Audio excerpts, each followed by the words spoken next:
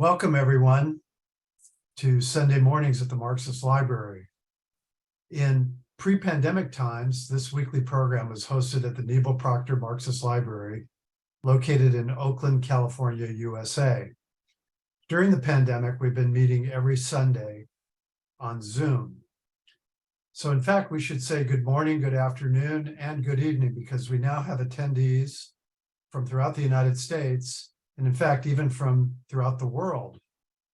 My name is Alan Miller. I'm a member of the program committee that organizes Sunday mornings at the Marxist Library. And I'd like to start off by saying that we always welcome input, feedback, suggestions for topics, and new speakers. You can sign up for email notifications for our meetings and contact us through our website at ICSSmarx.org. For over a decade and a half, Sunday mornings at the Marxist Library programs have been a platform for diverse presentations on a variety of topics, such as political economy, capitalism, socialism, communism, supporting the struggles of the working class, the fight against imperialism, militarism and war, the environmental movement, and the fight for racial and gender justice. We wish to remind you that this is a comradely forum for political discourse and debate. As such, we ask that you all show respect for other participants and for the moderator of today's session. Please note that the opinions expressed here are those of the speakers and the participants. They do not necessarily represent those of the ICSS or the Marxist Library. However, we are united in our respect for the work of Karl Marx, and we believe that his work remains relevant today. Our motto is taken from Marx's 11th thesis on Feuerbach. The philosophers have only interpreted the world in various ways. The point, however, is to change it. Our session today is Eurasianism and the Challenge of Aleksandr Dugin, the fourth political theory. Our speaker is Raj Sahai, who will summarize Dugin's ideas and his political theory and offer an analysis and a Marxist critique. Raj is a Marxist and a longtime activist against capitalism and its wars. He's a member of the planning committee of the ICSS and Sunday mornings at the Marxist Library. So with that, I'm going to ask Raj to go ahead and take over and give us your presentation.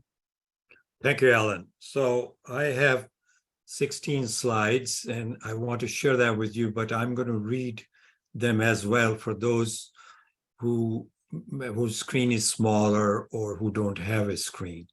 So the title, so I'm going to move to the next slide. Okay, if I can get there. Okay, so the first question is, why should we as Marxists read Aleksandr Dugin? So when the notions of right and left have become politically meaningless in the West as much as everywhere else in the world, mega communism, for example, which seems like a contradiction in terms, when the three grand political theories of the 20th century, capitalism, communism, and fascism, have ultimately proven incapable of solving problems of life's ordinary people, end wars and violence, tackle climate change, when socialist revolutions that offered hope in the 20th century are no longer overthrowing capitalism. Last one to do that was in 1959, and to build a society free of exploitation and oppression that lives harmoniously with nature.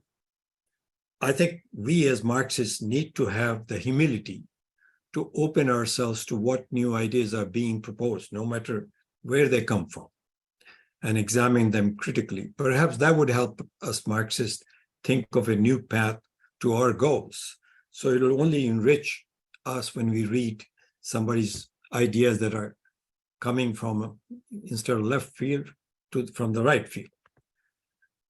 So 20th century ideologies. Next slide is 20th century ideology. The 20th century was the century of ideology. And here I'm giving you Aleksandr Dugin's ideas and not mine, okay? When I have some comment, I will say that's my comment. In the previous centuries, religion, dynasties, states, classes, and states played a big role in the lives of people and societies. In the 20th century, politics had shifted into a purely ideological realm, says Dugin, having redrawn the map of ethnicities, civilizations, and world in a new way, which now my comment, Lenin describes as a division of the world completed. Main ideologies of the 20th century, Dugin says, were number one, liberalism, left and right. There are two types of liberalism, left and right. For example, in the United States, never mind, otherwise I'll go off track. Number two, communism, Marxism, socialism, and its variants. Third, fascism, National Socialism, Franco's National Syndicalism, etc. Bourgeois capitalist system was the ideological expression of liberalism, according to Professor Dugin. Communism, much like socialism in all its varieties, the second political theory is the communism, according to him. Communism arose to oppose liberalism. So it was an illiberal theory, its dialectical opponent. The next point Dugin makes is fascism emerged later than the other two, first and second, another illiberal theory.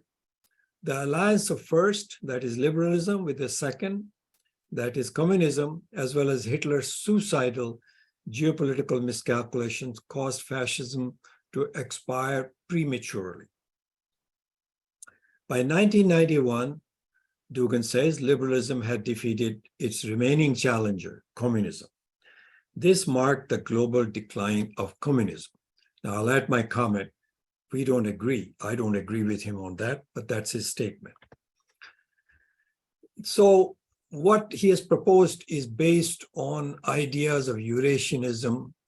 And so I think it would be best to understand his fourth political theory by understanding first the foundation of it. So Eurasianism, for example, Dugin says is now Dugin is a philosopher. He's a sociologist and a geopolitical academic. His fourth political theory, as I said, is based on Eurasianism. Eurasianism is an ideological and social political current developed near the end of 19th century. Eurasianism's ideas were born out of the depth of tradition of Russian history and statehood, according to Dugin.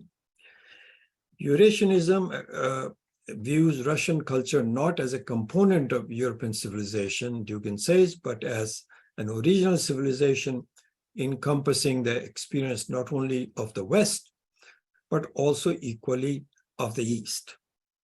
He further says the Russian people from this perspective must not be placed either among the European or among the Asian people.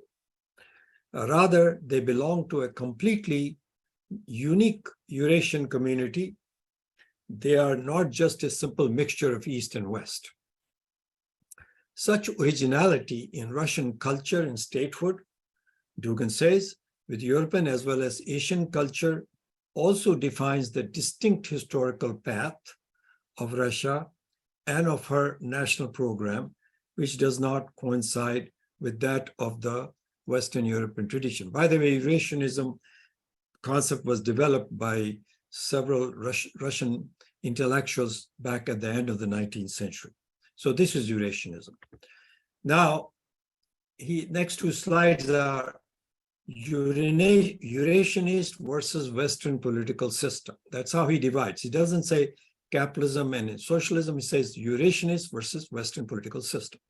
Russia, Eurasia, according to Dugin, being the expression of steppe and woods empire, that's within quotes, so steppes and woods, empire of continental dimension requires her own pattern of leadership.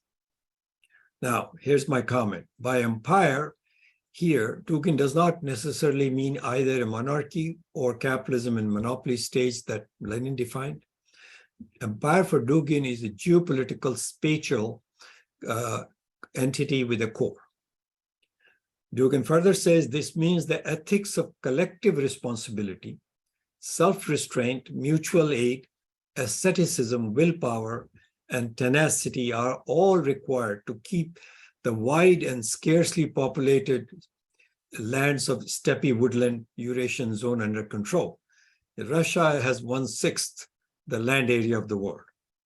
Now, my comment is the young pioneers of USSR as communists were inculcated in similar spirit, even though that was under communism. So he says the ruling class of Eurasia was formed based on some of the same thing. Western democracy, let me back up. He says asceticism, then warlike virtue and rigid hierarchy. And you will notice that in the writings of, and this is me saying, Tolstoy's War and Peace.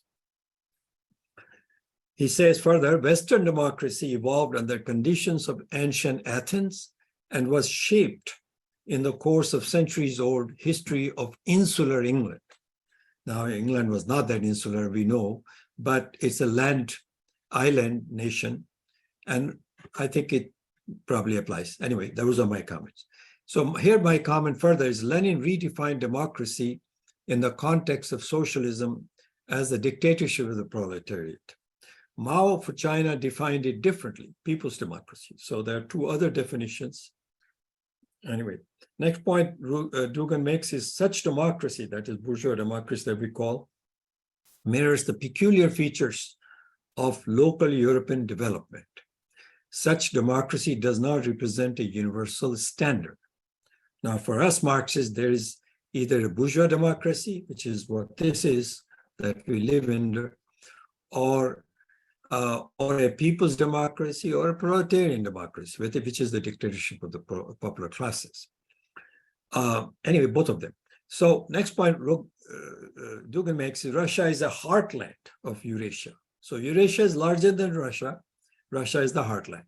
The core of the civilization of land. Again, this phrase is Dugin develops, probably not by himself, but from Eurasianists, with the political reality of contemporary Russian Federation in its existing borders. So Russia is the heartland. Now, my comment, Tsarist Russian Empire and USSR has this in common, according to Dugin.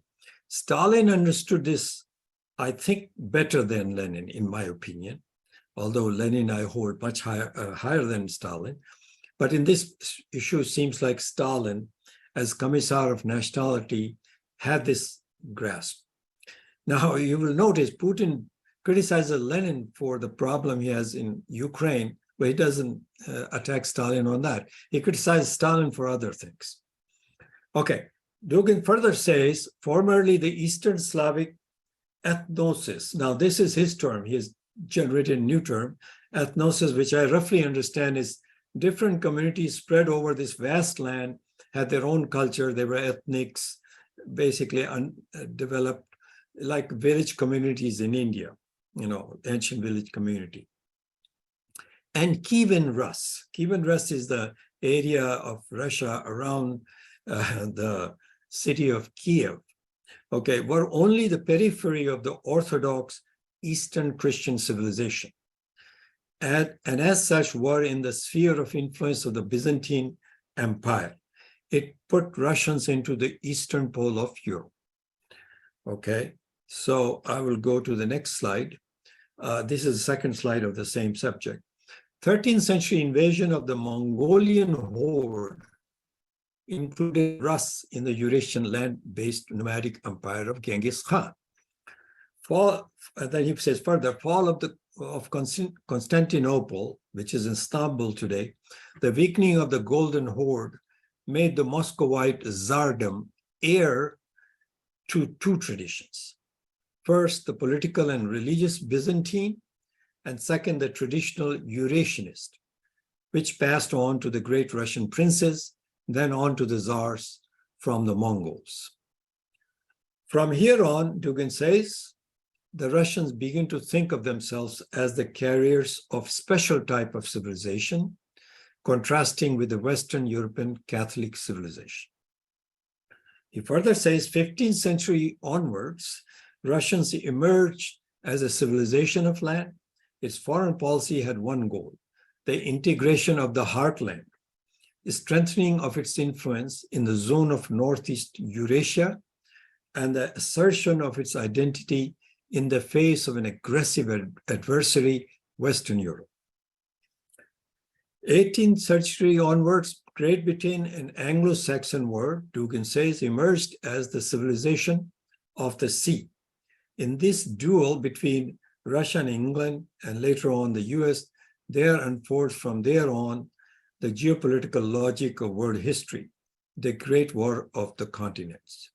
Now, this contrasts, this is my comment, with Marxist analysis of industrial capitalism, capitalist imperialism versus countries with other modes of production based on small peasant economy and different kinds of political systems. But here, Dugin is, in my opinion, adding something to Marxism, which I think Stalin understood well. So the next slide. Now we come to neo-Eurasianism, and this is Dugin's own work here as a sociologist. Now he's a sociologist also. In the mid-1980s, Soviet society began to lose its cohesiveness and its ability to understand both itself and the outside world. Now, my comment, Molotov in his retirement did not think socialism could be reversed. He died in 1986 believing it, but yet 3 years later, it unraveled. End of my comment. Back to Dugin. Society had lost its sense of orientation. This is 1980s. Everybody felt the need for change, but this was a confused feeling. No one could predict from which direction the change would come. A divide began to appear between the forces of progress, that is within quotation, and the, within quotations again, forces of reaction. Now, forces of reaction, you'll see, is the people who were the Soviet system supporters. A hasty conclusion was drawn from this crisis of the Soviet system that the Western model was superior and the necessity to copy it. My comment, we as Marxists need to acknowledge that the working class in the USSR was demobilized by the 1980s, it seems. Okay, Dugin again, on the theoretical level, this was not self-evident, since the ideological map offers a sharply more diverse array of choices than what he calls the primitive dualism represented by the conflict of socialism versus capitalism. Here I strongly disagree with him. He calls it primitive, but he doesn't say invalid. Dugin sidesteps the Marxism-Leninist conclusion that primary struggle of the 20th century was between the forces of capitalism and socialism, which he sees as a reductionist thesis. He doesn't say it's all wrong, but he says it's too reduced to its what is called essentialism. It's a victim of essentialism. Back to Dugin. Yet the partisans of reform, Dugin says, won and became unconditional apologists for the West, whose structure and logic they were ready to assimilate, while the quote-unquote enemies of reform proved to be inertia-bound preservers of the late Soviet system, whose structure and logic became more and more obsolete. So the system was, to use Lenin's word in imperialism, had become moribund. Of course, Lenin is describing imperialism. So why were they obsolete? Kieran and Kenny, who spoke in our forum, admit there were problems, but I think they only admitted it basically in the economic sphere. I don't think they went beyond that. Dugin goes way beyond that. Back to Dugin, in such a condition of imbalance, the reformers had on their side, reformers means capitalist orders and going to the West.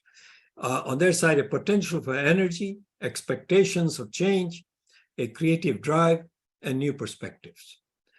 While the reactionaries, which is the Soviet system supporters, had nothing left but inertia, immobility, and appeals to the customary and familiar.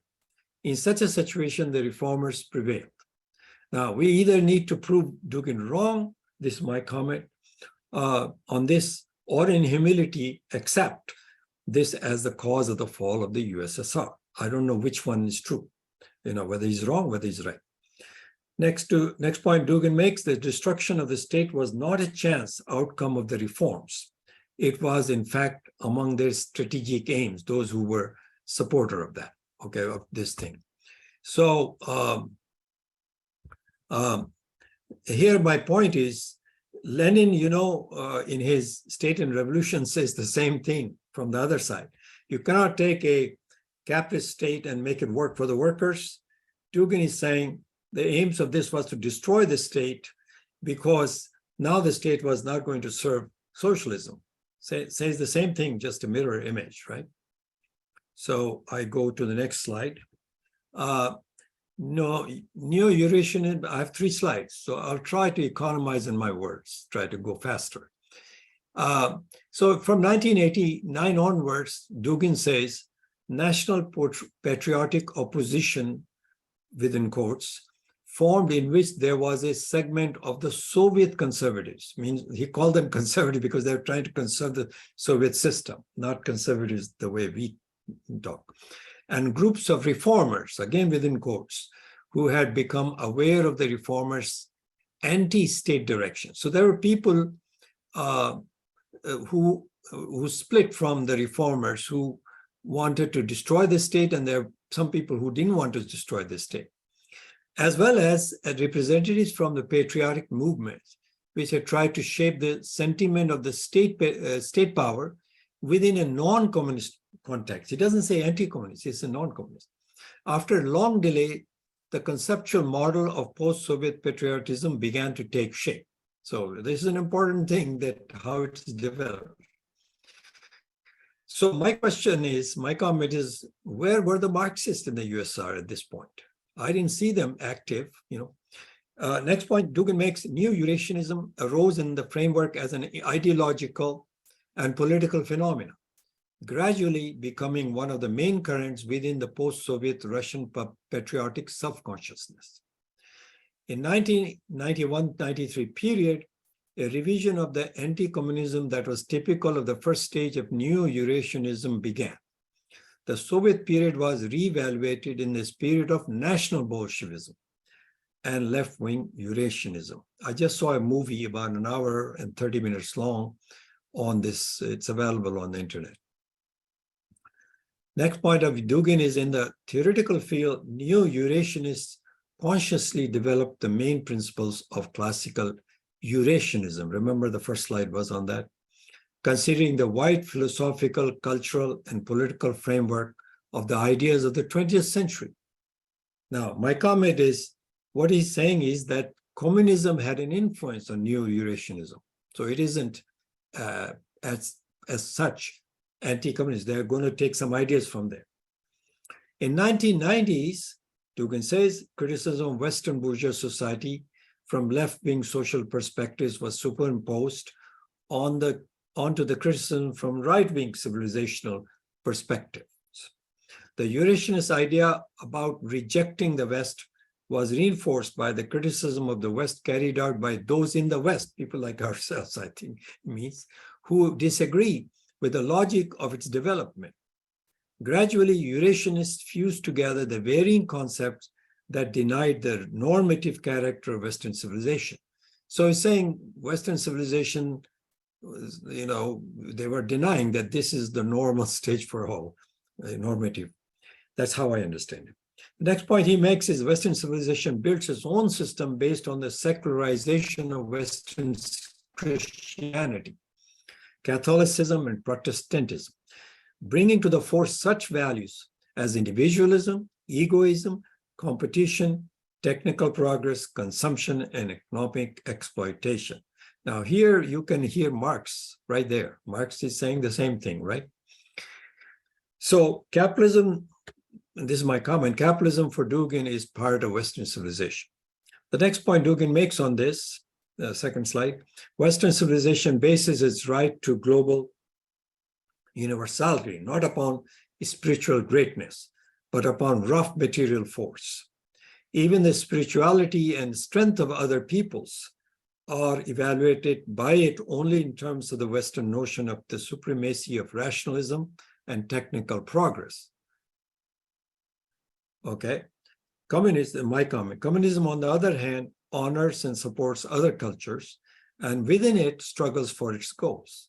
I mean, that was the achievement, I thought, of Stalin. that when he, as Commissar of War, did that. So next slide. This is the last slide of Eurasianism. Pretty soon we'll get into fourth political theory, so please have patience. Neo-Eurasianism develops the doctrine of Christian Orthodox concept of power as a religious doctrine. Okay, power as a religious doctrine. Now, it'll throw off a lot of Marxists saying, what the hell are you talking about? So my comment, this is an idealistic conception of power. You can see, however, here, a parallel here with Lenin's concept of the dictatorship of the proletariat, in contrast to power as conceived in liberal democracy. There too, power is a kind of religious doctrine, but in the case of bourgeois democracy, it remains hidden. So everybody's voting, everybody thinks that their government, but it's not their government, and they're not going to do what you want them to do. So next point he makes is Eurasianist concept of democracy is defined as the participation of the people in its own destiny. Now, that's a communist idea, right? All right. The next point he makes, the philosophy of traditionalism includes the idea of radical decay of the modern world. Radical decay of the modern world also provides the global concept of the modern world as a negative, an antithesis of the world of tradition. Western civilization's fatal content of the intellectual, technological, political, and economic, that is, fundamental processes are rejected by Neo-Eurasianism. Now, notice he's saying, you know, traditionalism is the way to go. What I think happened with us is that we tied our knot with the idea of modernity, right? That's what we did. And we found ourselves, because we were afraid of fascism, became closer and closer to liberalism, the Marxist, I'm saying. And I think that's one of the reasons we are isolated. But anyway, move on to his next point. It searches for the symbolic paradigms of space-time matrix, which lies at the roots of rites, languages, and symbols. This attempt to provide a foundation for the evidence found in the linguistic, epigraphic, mythologic, folkloric, and ritual record, as well as various monuments, allows to rebuild an original map of the sacred concept of the world, common to all the ancient Eurasian peoples, and demonstrates the existence of their common roots. So he's saying that's necessary as a part of putting together this huge geographical area. It has to have that spirit. Okay. And here, my comment is, Dugin draws from Heidegger the notion of being as Dasein, okay, which is roughly authentic being in the world. Okay, I'm not going to go there. It's kind of very philosophical. I've tried to understand it. So next point he makes is, within the geopolitical framework, the concept of Eurasianism and Eurasia acquired a new, wider meaning. From some time thereafter, Eurasianism, in a geopolitical sense, began to indicate the continental configuration of a strategic, either existing or potential bloc, centered on Russia or its enlarged base, and which was viewed as being opposed, either actively or passively, to the strategic initiatives of the opposed geopolitical pole, Atlanticism. Atlanticism is what he says the US, Western Europe alliance. So my comment is the struggle in Ukraine is between these two poles, between the two poles, which left Marxists among us define as a clash of rival imperialisms. And Marxists in the center define it as resistance, or maybe say Marxists in the right, define it as resistance to unipolar imperialism wishing to destroy Russia as a sovereign country. That is in parallel with Dugin's idea. Okay. Now we're going to get very quickly. So, to be or not to be, Hamlet's eternal question. This is the title of this slide.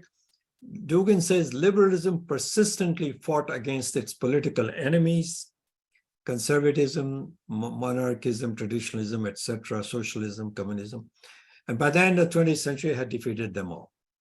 Second point, liberalism, which had always insisted on de-emphasizing the importance of politics, then abolished politics completely after its triumph. That is triumph in 1991. This is what Dugin says. Next point, Dugin says, triumphant liberalism mutated into a lifestyle. Consumerism, individualism, and a postmodern manifestation of the fragmented and subpolitical being. Modernity thus mutated to postmodernity. We can discuss all this in the next period. Next point, politics itself and even liberalism in its ideological forms exited from the stage of society. Thus, it became nearly impossible to imagine an alternative form of politics. The triumphant enemy, liberalism, dissolved and disappeared. We're all left grasping in the air. So the next point, he says, there is one way out. Reject the classical political theories, both winners and losers, strain our imagination, seize the reality of a new world, correctly decipher the challenges of postmodernity, and create something new beyond the political battles of the 19th and 20th centuries. Next point, such an approach is an invitation to the development of the fourth political theory beyond communism, fascism, and liberalism. So what he says is, what is proposed is not finished work, but a work in progress. He is asking people to participate to develop it everywhere in the world. Now, he says for Russia, liberalism does not fit, but communism and fascism are equally unacceptable. Well, I'll have a quarrel with him on that. Consequently, need is for a fourth political theory. For Russia, it is a matter of life and death, to be or not to be, in terms of Hamlet's eternal question. Okay, to be and not to be, he means as a sovereign country, not as become appendage like Japan and Germany and France have become. Anyway, next slide is liberalism, post-liberalism, post-modernity. That's three things he's going to deal with here. Dugin says the subject of communism was class, specifically proletarian class. Subject means they have a will. This is not an object. They have a will. They can propel society. Fascism subject was the state or nation. Okay, more specifically, I think more properly nation, because the state is they're saying is the one that runs, is the executive body. In Italy, in Hitler's National Socialism, race defined the nation. So again, it becomes racist state, but they were both racist states, but this was enormously, horribly racist. In liberalism, the subject was individual, okay? But not just any individual. It was an individual free from all forms of collective identity in any membership, okay? The next point he makes, the victory of liberalism resolved this question. The individual became the normative subject within the framework of all mankind over the entire globe. Dugin again, at this point, the phenomenon of globalization enters the stage. A post-industrial society makes itself known. The postmodern era begins. Man is free from his membership in a community and from any collective identity. The ideology of human right becomes widely accepted and practically compulsory. Next point, humanity under liberalism, Dugin says, comprised entirely of individuals, is naturally drawn towards universality and seeks to become global and unified. Thus, the project of world government or globalism are born. The values of rationalism, scientism, that means scientific thinking, and positivism are recognized as veiled forms of repressive totalitarian policies and are criticized in post-liberalism. Glorification of total freedom and independence of the individual from any kind of limits, including reason, morality, identity, which is social, ethnic, or even gender, discipline, and so on. This is the condition of postmodernity under post-liberalism ideology. So we're not living under liberalism ideology according to Dugin, but post-liberalism. And postmodernity is its condition. This condition of postmodernity arises from there. Okay, so in the next slide, So why we need the fourth political theory? This is Dugin. Post-liberalism has no political dimensions, nor does it represent free choice, but instead becomes a kind of historically deterministic destiny. This is the source of the post-industrial society economics as destiny. Okay. 21st century, according to Dugin, coincides with the end of ideology. All three of them. Racist, violent aggressiveness destroyed the third, which is the fascism. The second died of old age. That's communism, according to him. We don't agree. I mean, that might come. It could not grant even the negative freedom, according to him. A negative freedom means freedom to get away from control of others. And the first was reborn, that's liberalism, as post-liberalism and the global market society. Dugin says communism cannot come back because the working classes, even the proletarians, have been corrupted everywhere by consumerism, by capitalism's growth. And so he says it's true in India as it is in the United States. The next thing is, so all three political theories are now irrelevant, according to Dugin. They lack the ability to explain contemporary reality or to help us understand current events. They are incapable of responding to the new global challenges. Next point, the need for fourth political theory stems from this assessment, Dugin says. So what is fourth political theory? Now, finally, you're saying, Raj, finally, after 40 minutes, you arrive at this point, what you said you were going to talk about.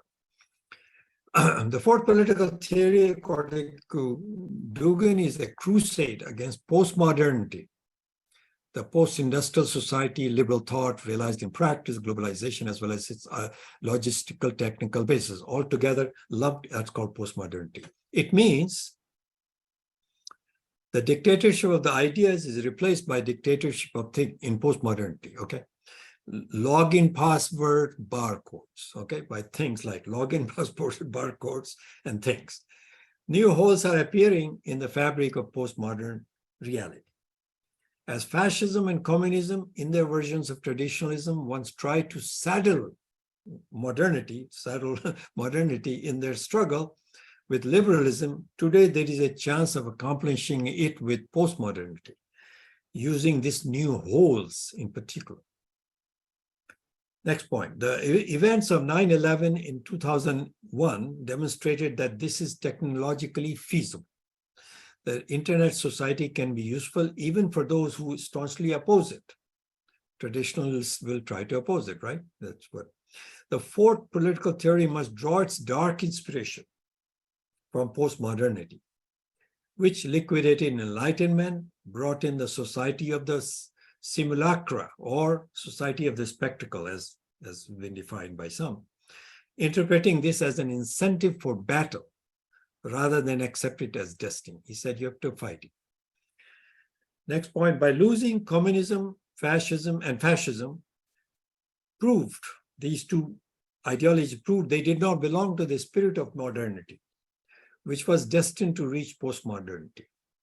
It means that communists and fascists consciously or not stood by tradition, even not recognizing it at all. Next point, certain elements of communism and fascism which remained on the periphery may unexpectedly turn out to be extremely valuable for the fourth political theory. So it includes both, from elements of both. Globalist world, according to Dugin, globalist world governance, the market society, the universalism of human rights, the real domination of capital. This altogether represent the main object of the fourth political theory. However, they are radically negated as values in themselves in the fourth political theory. They are seen as a negative. Finally, the return of theology is an essential element of the fourth political theory. This really rubs me the wrong way, okay? When it returns, postmodernity is easily recognized as the kingdom of the Antichrist for Christians, Dajjal for the Muslims, Erev Rav for the Jews, and Kali Yuga for the Hindus. Now, I was raised as a Hindu, I understand what that means. Postmodernity is the fact of the apocalypse, according to Dugin. Okay, this is second slide on the fourth political theory. An in-depth redressing of the ancient archaic values, which can take their place in the new ideological construction upon being adequately recognized and understood, would eliminate the need to adjust theology to the rationalism of modernity. He says that theology has been, like all these preachers in America, they're kind of basically have been rationalized to modernity.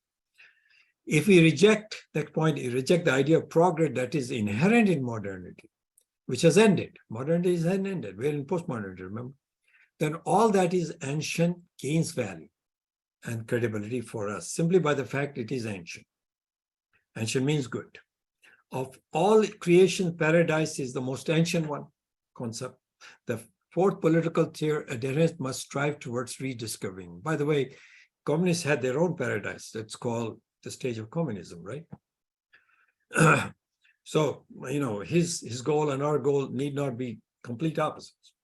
Next point he makes is postmodernity in every sense. The ultimate is in every sense the ultimate oblivion of being. Being means human beings, okay? Human beings, with a will. It is that midnight when nothingness, nihilism, begins to seep in from all cracks. I don't know if you guys feel it, but I sort of feel it. I've been feeling this in my guts for a long time. Okay, then he says, yet Heidegger believed that nothingness itself is the flip side of pure being. Sein, S-E-Y-N, that's the word he invented because there's something called pure being. Okay, I won't get into this philosophical term, which in a paradoxical way reminds mankind of its existence. Dasein, which means being in the world, okay, or rather authentic being in the world. So Dasein is the subject of the fourth political theory. Remember, the subject of first political theory was individual, second was the proletarian class, the third was the nation. Fourth political theory's subject is Dasein, means authentic being, human being in the world. Heidegger's philosophy could be the central axis, according to Dugin, threading everything around itself, ranging from the reconceived communism and fascism to the return of theology and mythology. See how many things he's mixing here. Final thing, thus at the heart of the fourth political theory, as its magnetic center, lies the trajectory of the approaching Ereignis. It's called the event. Ereignis is German for event, and that comes from Heidegger, which will embody the triumphant return of being. Now, Hindu mythology has something similar, by the way. Notice the sense a lot of humanity presently has given the threat of nuclear annihilation posed by the conflict of Ukraine. That might be the midnight. Okay, so the next slide. Now he goes to fourth political theory and Russia. The first point he makes is Russia has no place in the new world of globalization, postmodernity, and postliberalism. Second point, entire Russian history is a dialectical argument with the West and against Western culture. Third point, Russian history is a struggle for upholding its own Russian truth, its own messianic idea, and its own version of the end of history, expressed through Muscovite orthodoxy, Peter's secular empire, and the global communist revolution. Now, my comment, USSR under Stalin reflected this messianic Russia. Now, if you compare China, even under Mao, the most revolutionary person of China, leadership didn't quite have this that Russia had. I mean, this is my sense of it. People will argue with me on that, but this is my take. Next point he makes is the current global economic crisis is just the beginning. Worst is yet to come. The inertia of post-liberal politics makes change of course impossible. To save the West, unrestrained, emancipated technology, AI, that my interpretation, that is AI, artificial intelligence, will search for more efficient but purely technological means. this will only spread the nihilistic stain of the global market over the entire planet, according to Dugin. Next point he makes is the globalist economy and structures of post-industrial society will only make mankind's night bleaker. Next point, postmodernity's challenge is tremendously significant. It is rooted in the logic of being's oblivion, human beings' oblivion, and mankind's departure from its existential, that is ontological, and spiritual roots, okay? Marxists will have a lot of problem with this, but I think we have to go deeper into philosophy of also materialism. The last point in this is the effort of the fourth political theory. In the effort of fourth political theory, representatives of other cultures and peoples, both in Europe and Asia, can truly help, since they sense the tension of the present moment just as acutely and are looking for the way out of the global dead end just as desperately. So now it ends that, but now what does the multipolar world that Dugin and Putin and Z want to create? According to Dugin, how will this map out? So in their Dugin's neo-Eurasian conception and the fourth political theory, so there are four different large spaces. First is the Euro-African belt, inclusive of three great spaces: the European Union, Islamic Arab Africa, and Sub-Saharan, that is Black Africa. So that's one belt, Euro-African belt. Second, Asian Pacific belt, inclusive of Japan, the countries of Southeastern Asia, Indochina, Australia, and New Zealand. The Eurasian continental belt, which is inclusive of four great spaces, Russia and the countries of Commonwealth of Independent States, CIS, that is, the countries of continental Islam, that is within the continent, India and China, this belt, and you can see this sort of forming. This one at least you can see. Fourth is the American belt, which is inclusive of three great spaces: North America, Central America, and South America. Okay, now this is the final slide, I think, which is my critique of the fourth political theory, and then we can go into discussion. So first point, the fourth political theory is based on Martin Heideggar's philosophy, which posits existence of Dasein, authentic being in the world, something that can and must reject modernity and liberalism, which leads to nihilism. This is his thesis.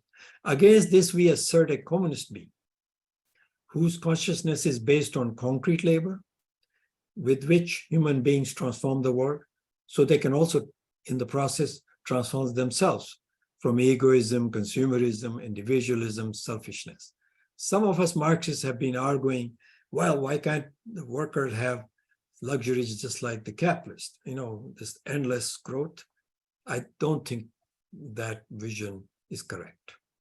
The second point of my critique, while it is true that fascism and communism seem to have been defeated as opposing political theories to illiberalism, I assert that communism defeat is not final. I agree it is defeated, but it's not final.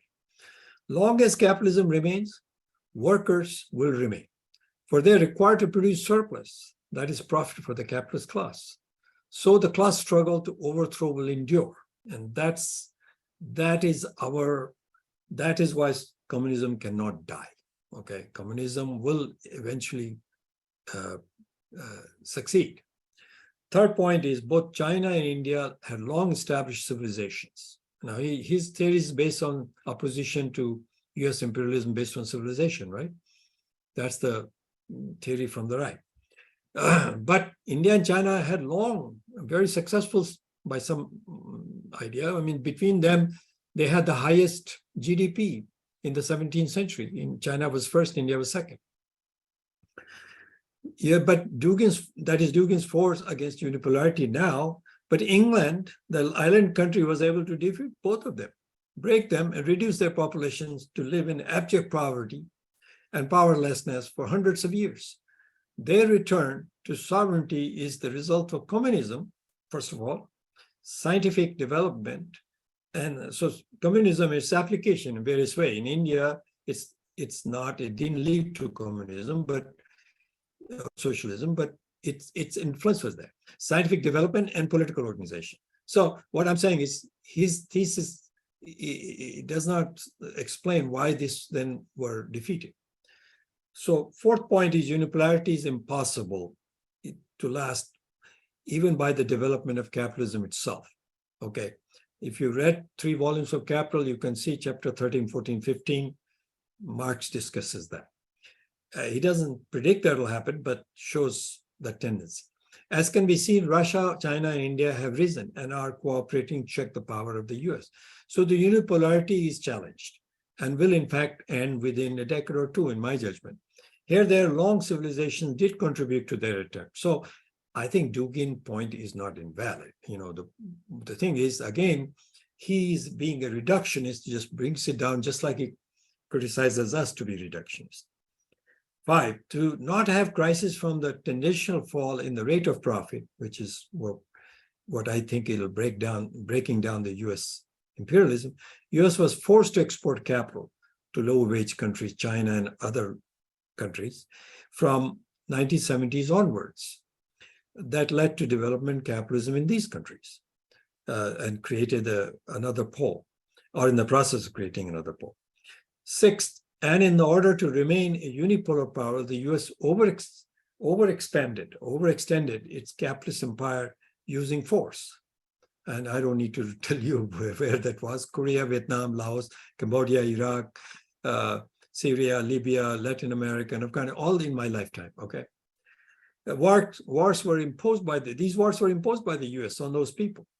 In Afghanistan, recently, it suffered a humiliating defeat at the hands of who? The Taliban, a medieval political ideology, organized resistance.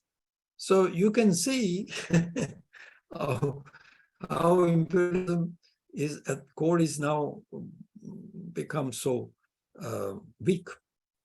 Point number 7, while Western Europe and Japan submitted to the unipolar hegemony of the US following World War II, at that time it was very strong. And they submitted because they lost the war, these two, Japan and Germany. But Russia, China, North Korea, Cuba, Iran, and India resisted, at least to some extent, as many of fully.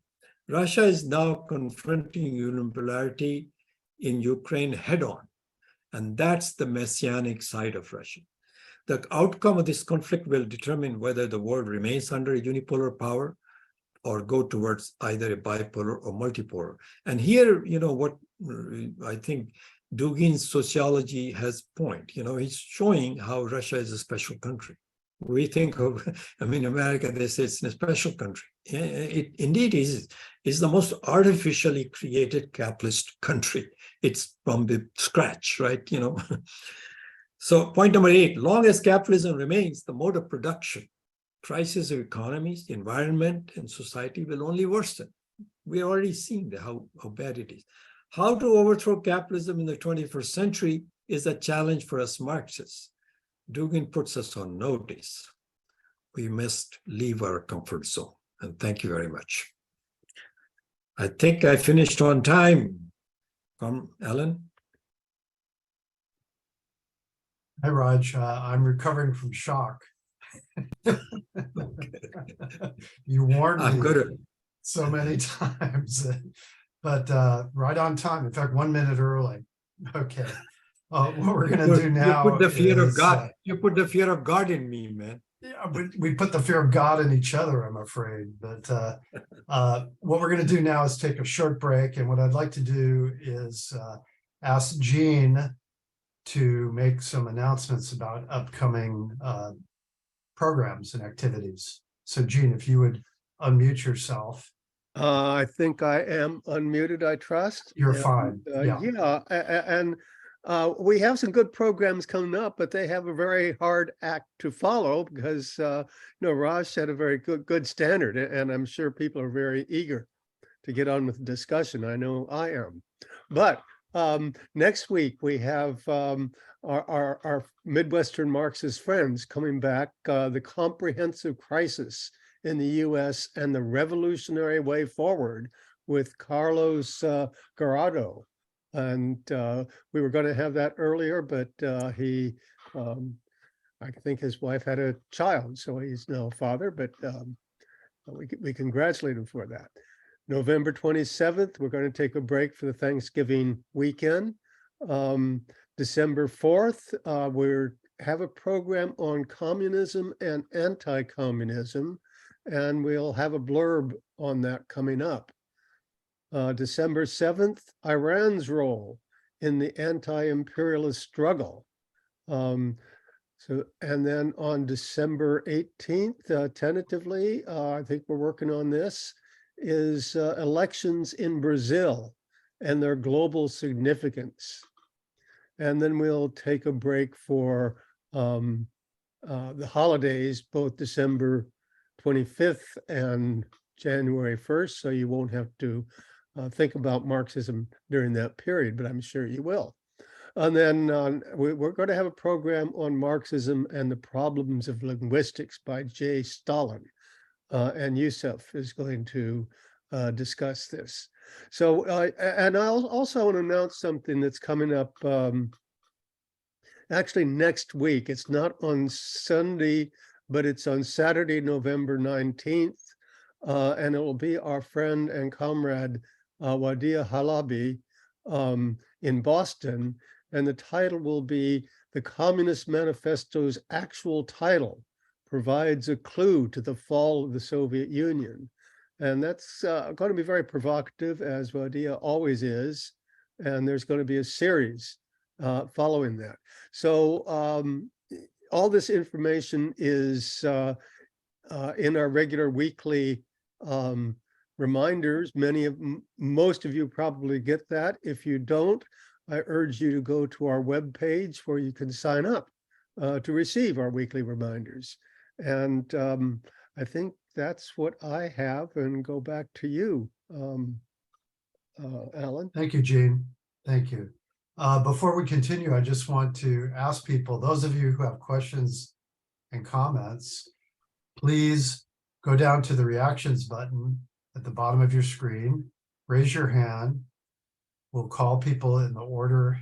We'll try to call people in the order in which hands are raised. So go ahead and raise your hands. Before we get into the Q&A, I just want to remind people that all of our future programs are listed, and our past programs, videos of them, are on our website at ICSSmarx.org. And you can go there and make a contribution. There's a place on the website that shows how to donate to sustain our activities. And you can sign up for our mailing list, and you can send us a message if you wish to contact us through using our contact form. So it's ICSSmarx.org. Please take a look, make a donation if you can, send us a note, sign up, and we look forward to seeing you guys through the rest of this year and next year. So we're going to continue, and I'm going to ask people to raise your hands, kind of keep your comments more or less to 2 minutes. And this has been a very informative and challenging presentation. I want to urge people to raise questions, comments, agreements, disagreements. So why don't we start with Richard, if you would unmute yourself and go ahead and make your comment and ask your question. Richard. Raj, you really hit home with this one. And I must say, not necessarily a positive way. I really have a problem with melding Heidegger and the existentialists with Marx. I think they raised some interesting points. I also think that they happen to avoid a lot of personal responsibility, and this is one of the points I raised when I was studying this stuff back right after I got out of the Navy. And I've also noticed that there's been a spate of there seems to be a spate of returning to this topic via the I think I put it in the chat. There's an In These Times article that brings up a couple of the follow-ups to these, or what I call the Jonathan Siegel, or the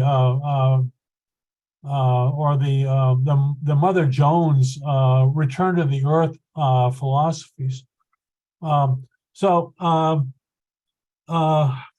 Anyways, I gotta say, I really have a problem with, and I know there's been a whole bunch of, I've been reading, for example, Joseph Campbell and the Hero of a Thousand Masks. That's very much in this vein. Anyways, I have problems with this. I'll just leave it at that. Thank you. I don't think I need to answer that. It's a comment, right?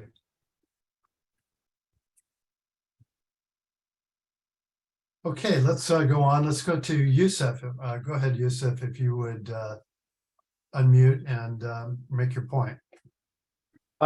Yes, thank you. Actually, I have a lot to say later. I'll start out with two short comments on the question. One, it's steppe, meaning a semi-arid grassland. Second, it's Kiev and Rus. They started out as Scandinavians, became Slavicized. They were ruling over a Slavic population. They were influenced by the Turkic Khazars to some extent. Okay, my question is, so have you looked into the biography of Aleksandr Dugin and how he his political biography, how he reached these conclusions, the various movements in Russia he was involved in? I sort of vaguely looked at it in a cursory manner, but a more detailed and erudite response to this issue would be welcome. Yes, I have looked, but that I have not studied the whole thing. I know that he has been a professor. He was involved in, I think, formulating ideas, first platform of the National Bolsheviks, but then he distanced himself. He stepped away from there. So yeah, I'm familiar with this. By the way, he's written a book called Noumachia, which is in Greek, noum is brain or mind. Machia is conflict or war. So war of the intellect. And he's written 24 volumes on it already, and it's not been translated. And he says this is just an introduction. So the guy has a vast palette of, and he, people consider him anywhere from kook to fascist to anything else. And but he certainly has written 60 books in 60 years of age, and has influence in Russia. I'm not saying Putin. He's written also a book called Putin versus Putin.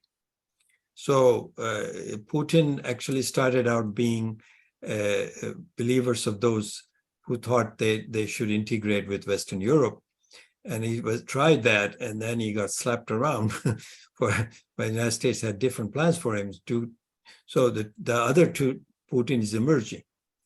And so, yeah, I've looked at it. I've listened to many of his videos and about him, and I've read 2 of his books and a book on him. So this was not the only book I read. But the guy is a complex thinker, and we don't have a thinker like that on our side right now. And unfortunately, I cannot name after Marx and Lenin. Stalin, of course, great contribution is theory also, but primarily in practice, greatest tactician ever known. So that's all I can tell you. I have looked at a lot of his videos. I've been working on it for 2 months. Okay, next is Jean. So Jean, go ahead. Okay, Raj, thank you so much for doing this. It's a tremendous intellectual achievement, and we all benefit from that. That being said, I know you chastised me earlier when I referred to Dugin as a joker. And I just want to double down on that, saying the guy's a complete wacko in my book. And yes, he deserves study, the phenomenon, not because there's any intellectual merit here or really scientific, he not that he provides any understanding, but the fact that he is believed by so many people that, you know, that means we have to take this seriously, just like we, you know, there's absolutely no intellectual content to Trump, but we still have to take that very seriously because so many people do subscribe to it. The other thing I just want to say in terms of great thinkers and the development of Marxism, I think after Stalin, we have to remember there was Mao, and now we have Xi Jinping. And I know a lot of people don't agree with me on that, but that's something we have a enduring a discussion on. But the other thing is, you know, linked into that, you know, Marxism, you know, the dictatorship of the proletariat continues in China. And I think we need to continue to look at the role of China because, you know, as far as this being Dugin's brain, I think that's completely, I'm sorry, Putin's brain. Putin has his own brain and he knows what he's doing, and what he's doing is linking up with China in a very important way. So I just want to throw some of those ideas out. We've talked about them before and we'll continue to, but I'd like to hear your further reaction on those points. Well, you and I have to disagree. We have to agree to disagree. I don't think he's a joker. I think he's a very substantial, first and foremost, a philosopher. He's a philosopher, foremost, from where, which is our own hero, Marx was a philosopher, right? So the point is, any new ideas that are generated, and I don't think he's generating ideas which are not from our side, which is left spectrum. He's from the right. Right means broadly right. Now, but you know, his scholarship is huge, and it's a different scholarship. The point is, what can we take from there, and what can it stimulate it? Dismissing somebody as a joker who's written 60 books and has influence in the world intellectually. I mean, Hitler had influence, the fascism had influence, and he takes it apart, fascism. He says all ideas of fascism were not wrong. For example, fascism had some kind of religious concepts too, you know, of nation and so forth. But what he completely rejects the racism of fascism and racist violence of fascism. So he says once you remove it, you can look at it and maybe pick up something that might be useful. Communism, he wants to pick up now. Now, I think I don't see him succeeding, but he pointing out the problem. His analysis of the society is quite head-on, quite right on, in my opinion. Okay, his solution, I'm not convinced that I'm not convinced at all of his solution. But for his pointing to what the problem, going from liberalism to post-liberalism, modernity to post-modernity, that kind of stuff. I think he's throwing a very light for us from where Marxists should pick up something and theorize our way out of it. Oh, thank you, Raj. And we will continue. Next is Go ahead. Janet. Yeah, hi. Hi. So thank you, Raj, for this excellent presentation. You did a lot of work on this. I have to apologize. I was not able to concentrate the whole time, so I'll have to look back at the slides and the presentation, the recording. But, and yeah, it was very detailed.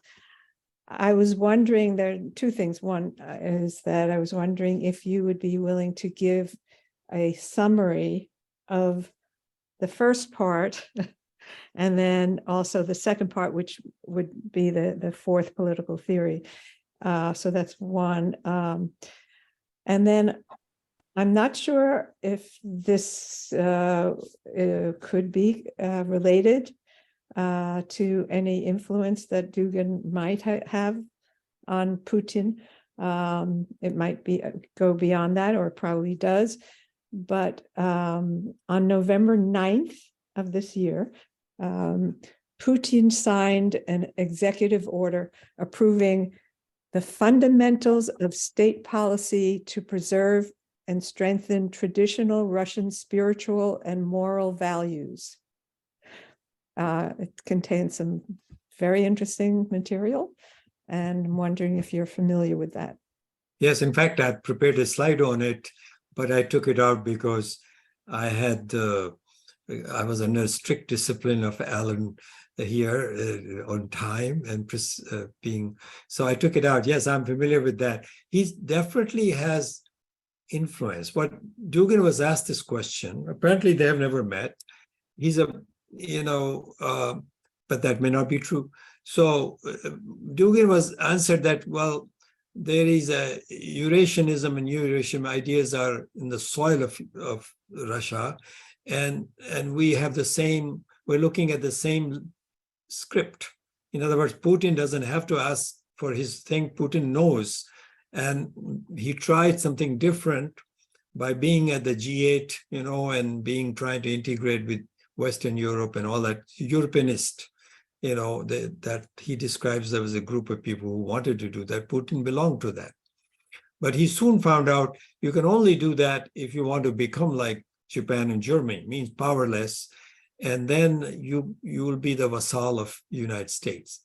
And no Russian president, and whether Putin is killed, everybody thinks that somehow everything will go easy. No. Russia produced a Lenin, a Stalin, has produced a Putin, is going to produce another person. Ultimately, Russia is not going to cave in. So I think Putin knows. I mean, his own brother was lost in St. Petersburg. He died under starvation condition in encirclement of the city. So Putin comes from, his father was away on war, his mother survived, and then when the father got back, he was born. So Putin is undoubtedly a very he has studied subjects very well. So he may have studied, I don't know, there's a direct influence. But I know what Putin said. I have a slide on it. I could put it up, but let's move on. Well, I'm going to put in a link to the actual executive order. Yeah. Okay. But could you kind of give some summaries? Summary. Okay. Well, I can't give you that summary because if I could summarize, I wouldn't have such a long presentation. What I can do is I can send you my slides. Okay. I just don't want to distribute it generally because it's a work in progress. So, but if you are that interested, I'll send it to you. Thank you. Okay, next is Nina, and I would ask people, those of you who have questions and comments, don't be shy. Click on the reactions button and step forward, raise your points. So Nina, go ahead. Yeah, I have read some of Dugin just because he was pointed out to be significant by some, but so I wasn't unfamiliar with him, but in my take on him, he has a lot of emphasis on historical culture and the importance of Russian culture, etc. And then it would be the Russian Orthodox Church, I would assume, then that's part of it. And then so within that, there's been within the area where the war is now, and is the Pale, where Jewish people have lived for a very long time. And of course, Zelensky's Jewish, etc. But it's the so he how much, I guess this is for Raj. What is his sort of view on what the Jewish question would be like within Russia? They have a significant history there, but what is it with his emphasis on sort of Christian Russian, identity, identity really. What's his view on Jewish culture and Jewish people? Now, so I haven't read anything addressing that in his writings. I mean, I've only read 3 of his books, and these are not very big books, and he's got 60. So, and only 9 or 10 are translated into English. So I can't even read, even if they were about. I mean, they're written, but I will have no access to it. Nowhere this question of Jewishness comes up, anti or pro. What he is saying, however, he's very respectful of other cultures, and he says that's his. He said the idea of unipolarity is that we know how to be, and you be like that, us, and join us. And if you do something else, we will force you one way or another to do it. And he says, no, I mean, Indian culture has its own place, its truth in India. I mean, in India also there's Islamic people and Hindus, and they're, right now under Modi, they're defining themselves as a Hindu civilization, but it's actually a mixture of civilization in which both Hinduism and Islam have a great impact. Even Christianity has impact. Now he accepts all that as a diversity is part of. He accepts it, but what he doesn't accept is a dominance of Atlantic powers, United States, and in association with Western Europe, to dominate the planet. And he says Russia is going to fight because Russia has always fought and cannot be defeated. I personally believe Russia cannot be defeated. And he basically, reading him, confirms the source of it is not simply socialism. It's the history of Russia, which I think I tried to give under summary of his points in Eurasianism and Neo-Eurasianism. So, but I have not seen it, Nina. No, well, I just asked because there's such an emphasis on Russian. He emphasizes Russian religion and Christian. It's the Russian Orthodox Church and the whole history. I don't know if you know about it, prior to the Nazis, it was pretty terrible. But the Russians and their pogroms, etc. And that's such a tradition there that I'm a little suspicious of him in terms of being such a emphasis on the history of Russia and the importance of Russian identity, etc. That makes me concerned. That's how I was asking the question. So thank you very much. Okay. Okay, next is Michael. If you would unmute yourself and go ahead and ask your question. Yeah, Michael. Yeah, I just wanted to know, when you talked about not having the slides generally, although you can give them to someone, my question is, will you put your presentation with the slides up on YouTube? Well, it will show up there, right? Because slides are there. Well, they will come up. When will it show up on YouTube? I think in a few days. Usually it gets recorded the same. Well, it's being recorded right now. And when it is finished, depending on Mehmet's time and my time, I'll send a link to Mehmet, and he's in Turkey, and he will put it up. So usually 2 to 3 days it gets up there.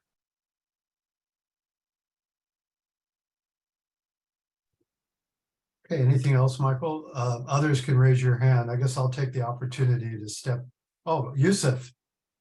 Well, actually, let me go first since I haven't asked a question yet. So first of all, I want to thank you for all the work that you put in on this. I don't think I did see a little bit of the background, and you did quite a bit in terms of reading, discussing, probing, and I think it's a very valuable presentation.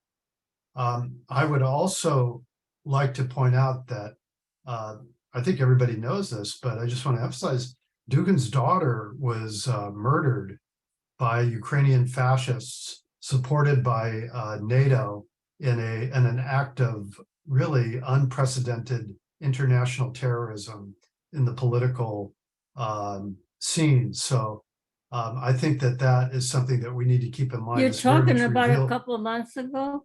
She was Yeah, that's what it blown was. up in a car attack. Yeah. And I think that that's a very significant political event. Right. I also think that there's a tendency, well, this view that's pushed by the NATO imperialist bloc that Dugin is Putin's brain, and Dugin and Putin are both fascists. This is actually also put forward by some people on the left. And in fact, I think Raj mentioned this. Dugin, there's actually was a very big split. He's very strongly attacked by the Russian fascists, sometimes called the National Bolsheviks. There's no evidence that they've actually met. I think it's clear that there's some influence, but to somehow make it as if Dugin is a fascist who's a puppet master for Putin is just the kind of crass NATO imperialist propaganda. Okay, so I would say just a couple of comments on your presentation, some of the points that you raised. First of all, I think my main critique of Duginism is that it's an idealistic philosophy. So nowhere in Dugin's, from what I've heard, is there really discussion of class and social relations of capitalism and materialism and history. So really, it's a set of ideas that, like all ideas, rests on a material basis, but in many ways kind of ignores it. And in that sense, I think that really puts limits on his ability to frame and explain what's going on in the modern world. That being said, I think that he really does touch upon some very important insights. One in particular that I would like to mention, I'll mention more later if there's time, is this tendency, which is dominant in the US today and the Western world, in the NATO world, to view our politics, culture, and ideology as universalist and something that needs to be imposed upon the authoritarians and backward-minded, unscientific peoples of the world, which include the Russians, the Chinese, elements of Latin America and Africa, etc. The racist ideology of what Putin calls post-liberals. So I think that that's a very important point. And I think that Putin is really expressing, in many ways, the interests of Russian nationalism in the face of its opposition by imperialism. And I think that that's a very important point politically for centering it. So, Raj, if you want to make a comment, yeah, go right ahead. Good point. But one disagreement I'll have with you in what you said. Generally, I agree with most of what you said. There is a difference between Putin and Dugin. I think Putin is more of a Russian nationalist and who wanted to be, but more of a Europeanist, okay, basically, whereas Dugin is a Eurasianist first and foremost. And he cannot be called a Russian nationalist. I think you can call it a Eurasian empire builder, if you may call it. People accuse Putin wanting to recreate Russian empire again. But Dugin makes it clear this is not an empire of dominance and dominating. He said the core, just like United States claims that we're defending all free people. So the concept is similar. He said, we're not going to dominate, but we're going to protect you because we are the core. So the culture will protect you, but we're not going to dominate you. Now, whether it in practice comes out to be different remains to be seen if they ever create it. Yeah, I agree with you. In terms of materialism, that's his weakness. It comes from an idealistic conception. But he also leaves open room for communism there. And he says, I've read it, but I didn't put it in the slide, that we have to oppose capitalism. So, but he doesn't develop those ideas, which is, we know, Marx says that is the heart of the matter. And that's his weakness. So I'm not saying that he comes from a sociologist and geopolitical analyst point of view with this Heidegger philosophy behind. Now, I've got a whole slide of Heidegger's philosophy. And, you know, when you look at our Marxism is also not just based on economics. A lot of people think it's all about labor and capital struggle. No, it's basically, ultimately, Marxism is about liberation, okay? So liberation of human being from all the clutches so that you can become an authentic human being. Similar ideas as Heidegger's, okay? The two are not that different. So Heidegger remained in the Nazi party, by the way, all the way to 1945 and resigned, I think just when it was, before it was made illegal, he resigned from it. But he was an opponent. What I hear is he didn't agree with a lot what was going on, but he remained silent. Well, no, if you remain silent, you're a kind of, you are, so he's tainted, absolutely. But Heidegger is acknowledged to be, by a lot of people, not just me, but a lot of serious philosophy people, as a very significant philosopher of the 20th century. In fact, of entire philosophy, Heidegger challenged the entire philosophy from Heraclitus onwards, that you have lost track of what you were supposed to study, the B-E-I-N-G. Now, Marx also talks about being, okay? It's just, his is more coming from labor. He basically puts it into real range by saying we're beings who are capable of doing labor. And that makes us real. And I think Marx is right. Heidegger's remains therefore in idealism. That's my response. We can argue, you and I can argue later. Okay, Laura, if you would ask your question, followed by Yusuf and Richard. So Laura. Yeah, so I don't consider myself to be much of an abstract thinker. And some of the things that popped out for me had to do with something other than the opposing socialism, capitalism, you know, some post-modernity kind of thing. And it just seems, so one question I would have for you is, if you would say 3 words or 4 or 5 that you believe that this something else would have in it.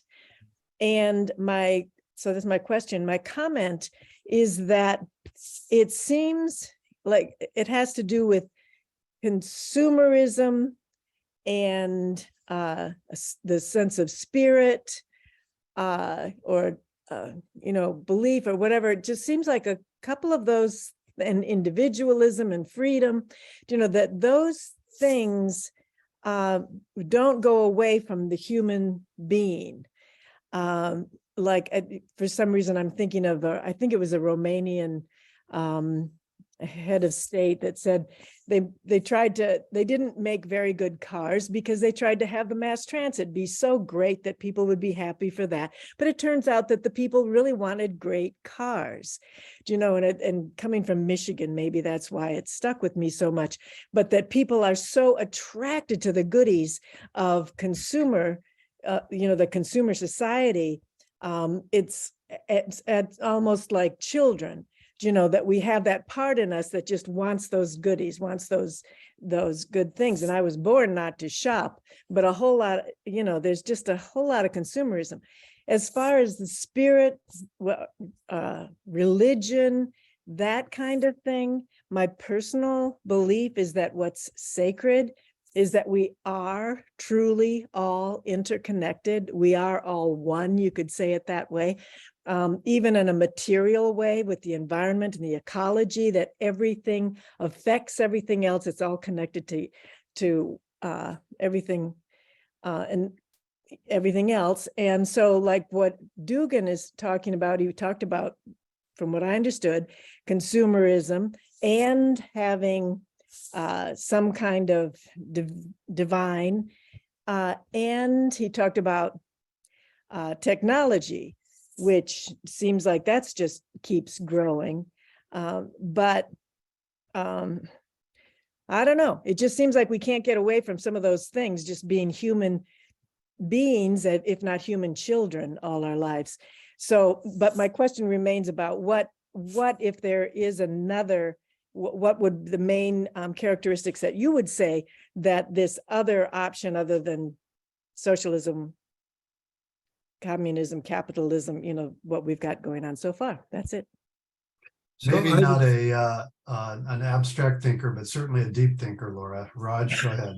I don't know. Yeah, I'm not an abstract thinker at all. I'm bothered from the moment I stepped foot in the United States in 1966. I came from a country that had just gotten independence less than 20 years. I was born in the 1945, and India gained political independence, not being a colony. It's not real independence, but not being a colony of Britain in 47.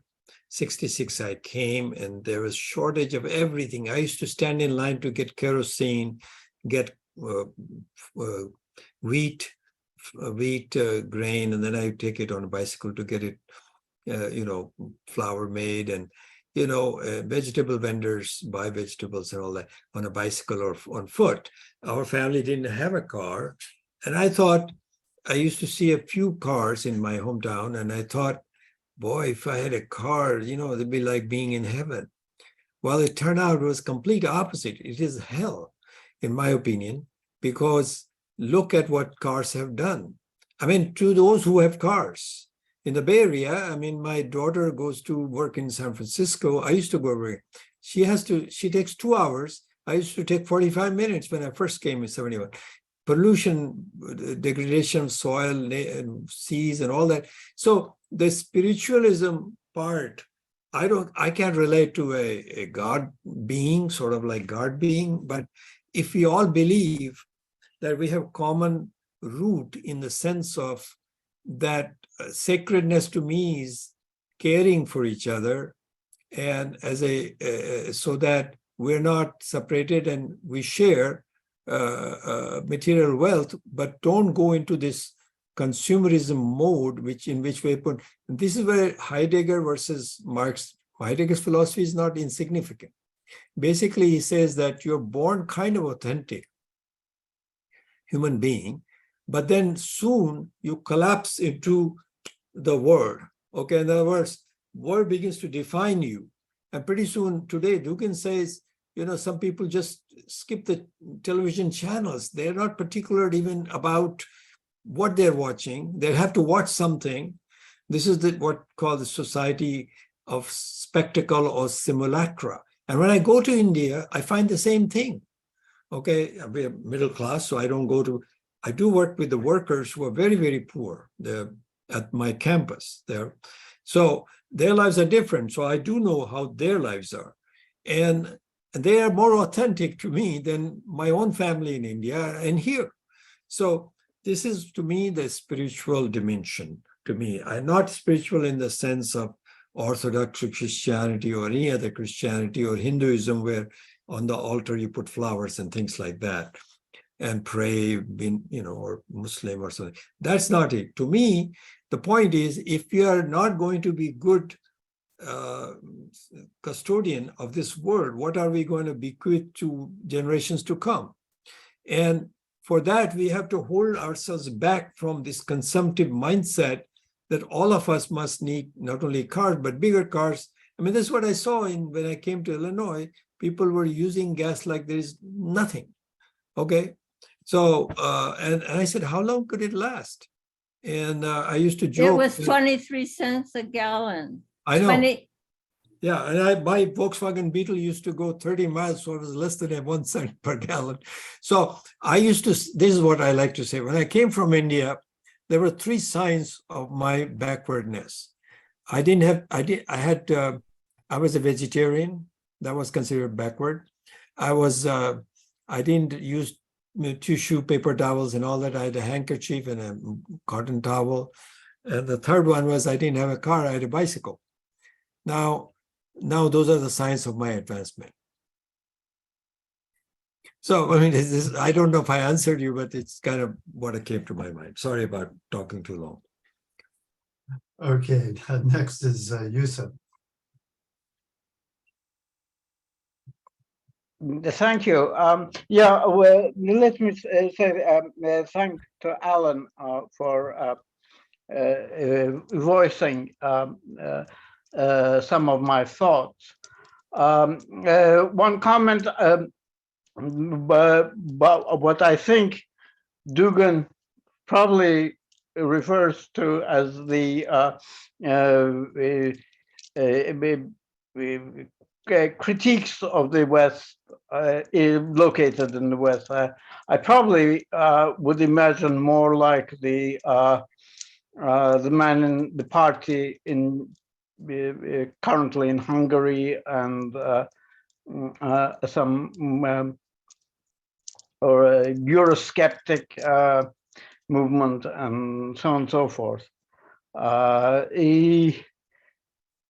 Second, I'm not too, also I think Dugin seems to be the flip side of the clash of civilizations theory put forward by some CIA elements in the early 1990s, basically to create a new enemy. Third, I'm not too surprised by Dugin. I had encountered a more similar ideas within by people who consider themselves communists, at least in the internet. There was a website, Red Comrades, well, it also contained for me good information on Turkology, as well as being communist or claiming to be communist. And in the among nationalists, left, particularly lefty nationalists that have so somehow we struggle against colonialism and to a certain extent imperialism in the in developing countries. I think I find many similar ideologies. In fact, there's admire so quote unquote Maoist who now supports the government, and he's an admirer of Dugin. Do Perinček, if Mehmet eventually listens to this. So I be, and among like left Kemalists in the 1930s, and we among Arabs, quote unquote Arab socialists, African socialists like Nyerere. I think his originalities, he sort of formulates this in a philosophical system.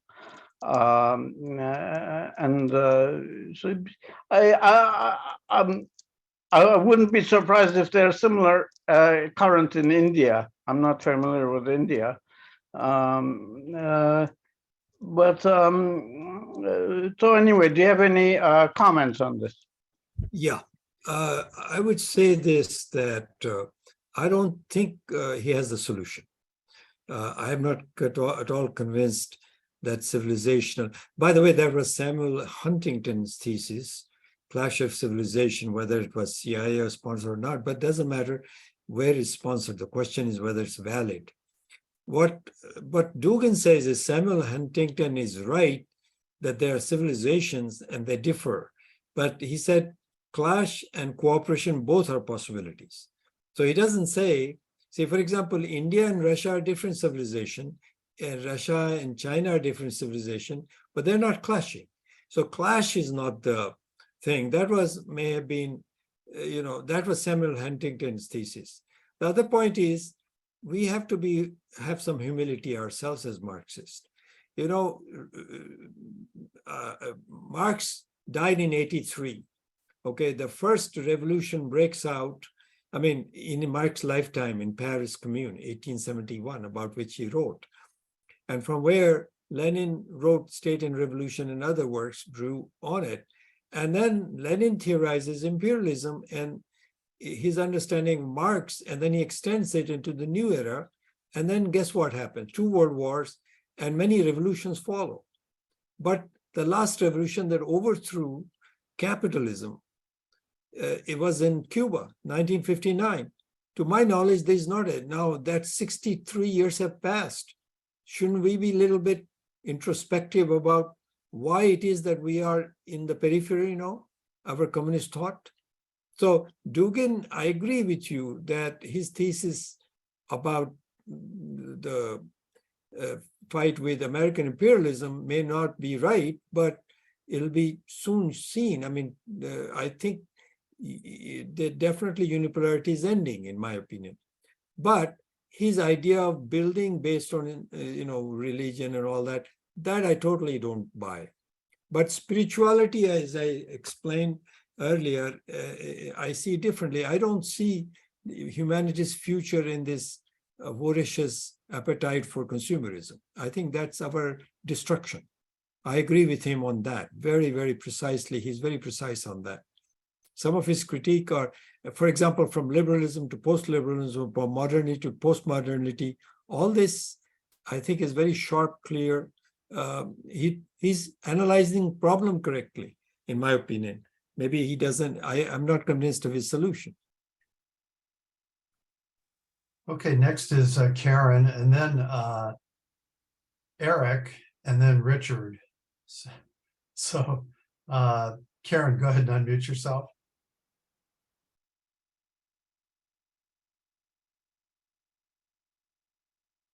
Let's see, Karen S. Okay. Richard, why don't you, Eric, why don't you go ahead, Richard, if you'll hang on for a moment. Eric, go ahead.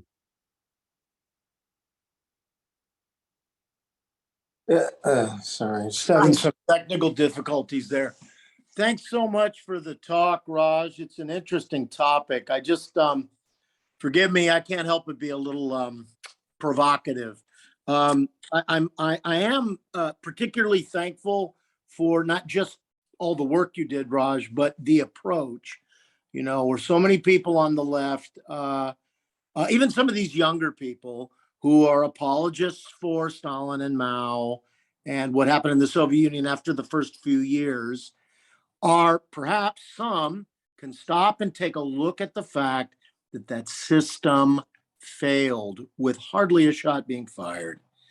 And the people that were involved in the Soviet state ended up being the people who ran private businesses going forward that in the West here are hypocritically called oligarchs, which are, of course, aren't in any way different than the oligarchs that we have here in Western Europe or the United States. And I think it's really, really worth looking at if we're ever going to rebuild a socialist movement, is we have to understand the many things that went wrong there. That's a whole big, long conversation. I wanted to make a couple of the points I felt like kind of got glossed over. The neo-fascists here, it'd be like people that organize Charlottesville. I make a little bit of a project of following those creeps. They love Dugin. They love him. And that shouldn't be a surprise. And I actually think that Dugin represents, as some other people mentioned, Modi, and you could also mention Erdogan of Turkey. And some of the people in Eastern Europe have popped up a little bit here in the conversation, like the Prime Minister of Hungary. You know, this is very much a current. You know, this is about late stage or beyond late stage capitalism. There are people looking to retreat into old school mercantilism. They want to protect earlier cultural forms that the modern world have done a lot of damage to. I think it's fine.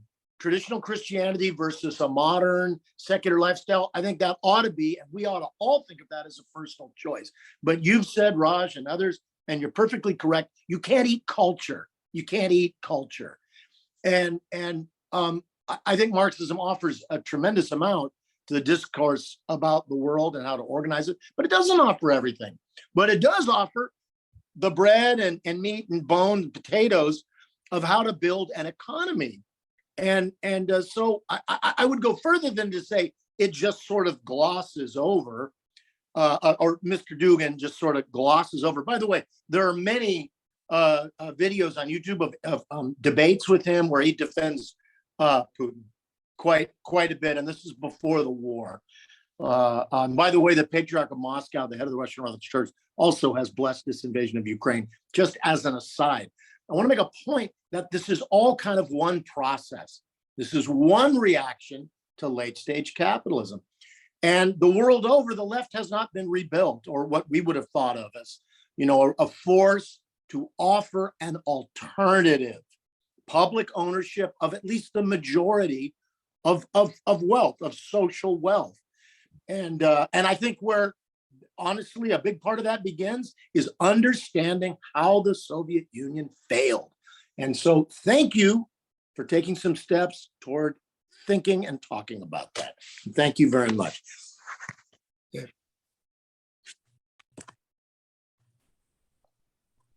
Raj, you want to comment?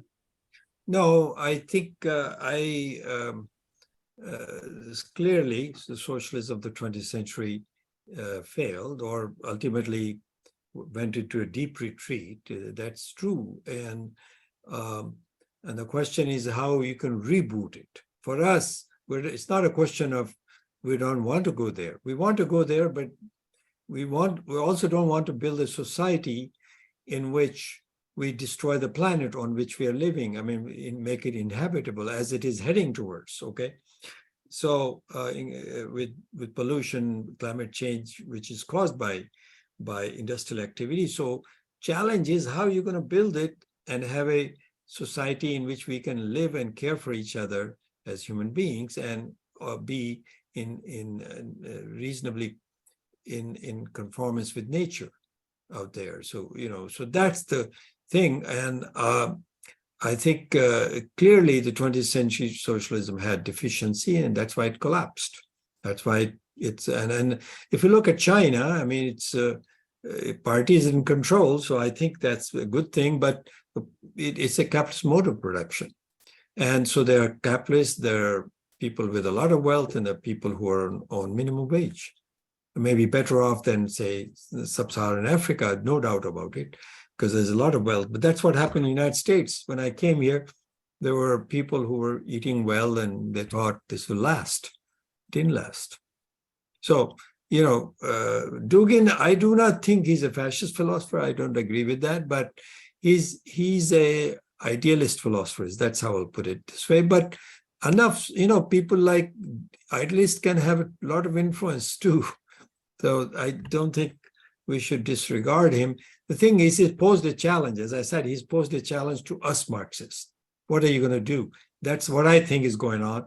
Now, what do we say? If we say, no, we're going to have a revolution very soon, then we better show how. Next is Richard, followed by Karen, followed by Norma. So Richard, if you would go ahead. Yeah, thank you again. So it seems to me that what we seem to be, we need a kind of a history lesson here, and that is that where the existentialist philosophers basically come from, and by and large, I think they are a response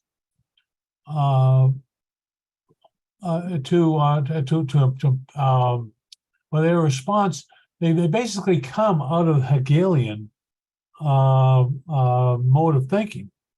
They combine basically as Raj says, they're idealists. They follow in the theological model of the Soren guy, or Soren. Shoot, I can't remember all my philosophers anymore. But they still approach the Heideggers and the Sartres, and they still come out of an idealist perspective, and that's in contrast to the Marxist perspective, which goes back to the materialism. I mean, it's kind of useful to remember that Marx did in fact start off as a young Hegelian. And then evolved from there. flipping, as he pointed out, Hegel on his head to give a materialist perspective. So there's that. The other thing I'm having a problem with is that he doesn't really address changes in the capitalist system over in the 20th century.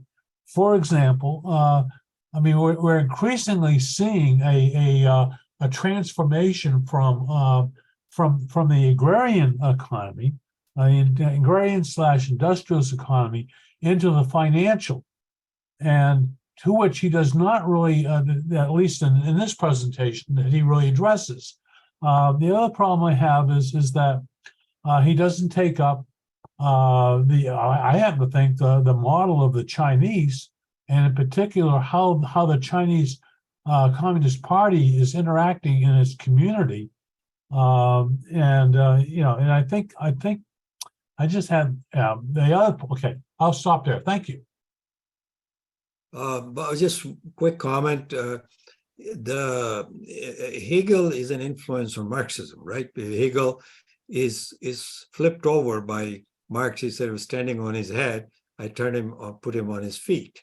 So Marx, yes, is a materialist philosopher, but we have a problem because materialism by itself is not sufficient. You can dismiss anybody you want who you don't like and say is an idealist, but the point is we have problem on our side. Now, Jacques Derrida, who is also a philosopher of modern, what you call what school is there in Germany?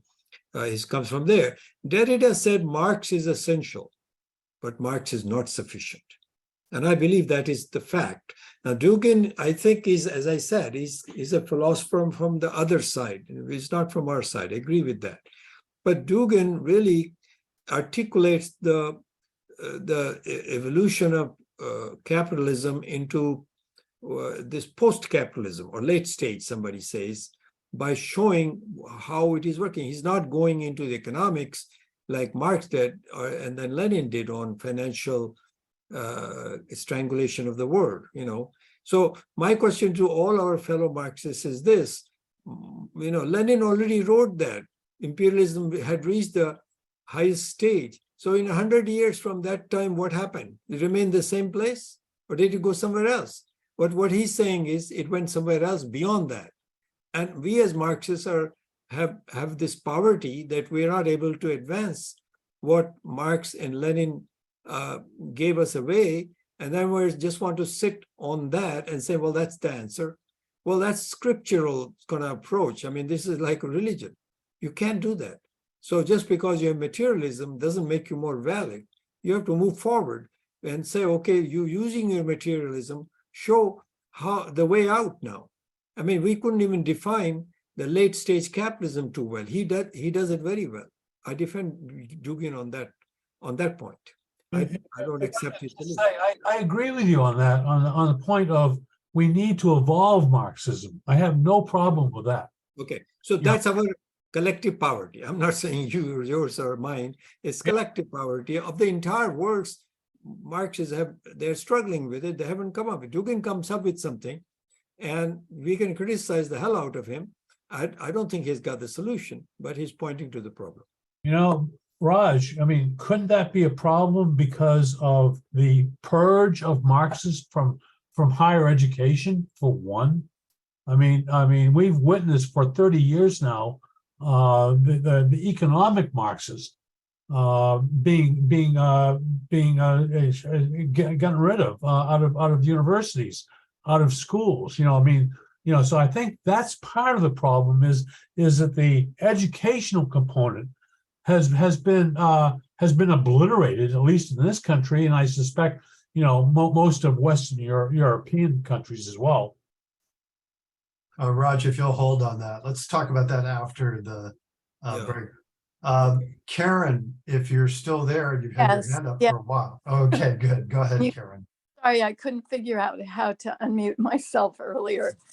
But I really want to thank you, Raj. This was a really great presentation. And I actually spent several hours studying Dugin yesterday and getting pretty confused and sort of flip-flopping between thinking he's some kind of a right-wing nutcase and then thinking he's a very serious thinker with something new to say. And I appreciate your validating that second way of thinking about him. And because I do kind of think there's something there that may help me to answer some questions that I've been grappling with for a long time, where he's saying that the driving force behind history now is not really class and economic materialism the way I've thought of it as a Marxist, but that there's something else that is a driving force that has more to do with people's ethnic identity. And I didn't really read a lot. I didn't read enough to really get a clear sense of what he is using to sort of define what he terms as the people. But it seems clear that it's not their work. It's not the work. It's not their class. It's something else. Tradition, theology, ethnic background. If you could clarify that a little bit for me, I would really appreciate it. And then the other thing, moving on from there, he really has a very strong dislike for the West and liberal globalism. And what I got was the way he sees the present trajectory of liberalism culminating is in this idea of singularity, where everything is taken over by machines and artificial intelligence. And in a way, to me, that is something that really reflects on the world of work. But he doesn't really talk about, or at least what I read, he doesn't go into those material aspects. So I don't know, that may be a completely confused way of putting it, but if you could comment on his ideas about AI and sort of the end of work, and then also how it is that he defines what the cultural characteristics are that make up this Eurasian and the other civilizations that he talks about. Okay, I'll give you a brief, because then I put down for everybody who wants to engage with me further on this, my email address is in the chat. So if you send me an email, I'll be happy to send you individually my slide. I don't want to put it up here for everybody, but if you are very seriously interested in exploring this, I will do that. So yes, he basically says his thesis is the reason he said communism fought liberalism for 100 years. And it's a very strong fight it put up, but ultimately couldn't succeed. Why? He said because human beings get corrupted, including working class. You know, the concept of bringing consciousness, worker doesn't have an automatic consciousness of working class. You know, Lenin said you bring it from outside. It is the middle class intellectuals who bring it into it, like what you call the organic intellectuals. So already you see there is acceptance, even in Lenin, to agree there is a problem. So this is where Heidegger comes in. Okay, Heidegger says, how do you know who you are? And it's a kind of dense philosophical thing, which I had a hard time, but I've got, home garden variety understanding of it. So I have those books and I can make those available that I read to everybody. The ones I paid for, I can send you because those are electronic versions, but I have those ones I got for free. I can send it to you. He says that, proletarians are corrupted everywhere by this consumerism, because capitalism in this late stage is massively produces stuff. And those stuffs are not satisfying us. That's not human life, but we think it is human life. This is what Heidegger said, that so many layers put on you, you don't even know what your needs are, who you are. So how do you untangle? And Lenin thought, intellects could bring in, worker struggles could bring in, because after all, they do it. And it worked for a while. But frankly, we are in an uncharted territory right now. So we can't be just dismiss somebody as no, well, this is not good because it's idealistic or something. We got to figure out by our method where the problem is and how to attack it. So that's why the philosophy and theory are important. If everything could be done just by workers, then it will be done. But it's unfortunately that is not the case. So I don't think I answered your question adequately. I know. Why don't you and I interact by email, and I'll send you the material. We can discuss it. Is that okay, Karen? That's fabulous. Thank you so much. And you have recovered fully. You were the first person to get yeah. COVID. You're fine, right? Yeah. Yes. I was concerned about Yeah, that. I've got a cold, but thank you. Great. Yeah. Great. Okay, we only have a few minutes left, so I'm going to ask. We have a couple more. I have to people, leave in 5 waiting. minutes because I have to drive my wife. Okay, Yeah. Norma followed by Jean, and then, well, let's do Norma. And if you could keep it to limit your question, that'd be great. Norma, go ahead. I don't think workers theorize about who we are. I mean, I think a little bit, but not anywhere near the kinds of things that we've been talking about here. I think that they are just not interested. It doesn't lead to control of their lives to go through all that, and just picking up what's around is sufficient, I say. Eric said something about public ownership, and I know that's been mentioned. I used to say it, I can't anymore because I'm told it's not public ownership that we want, it's public control. The two are very different, ownership versus control. And that has a lot to do with our thinking about how we live in the world. And if we want to talk about theorizing, there's a good place to do it. Saying if we're not working to own everything as we are now, working to control it, to share it together, is a wholly different concept and very informative. Also, somebody said something about the governments in some place, and I came up with, I wanted people to hear me say, they have regimes around the world that we don't like.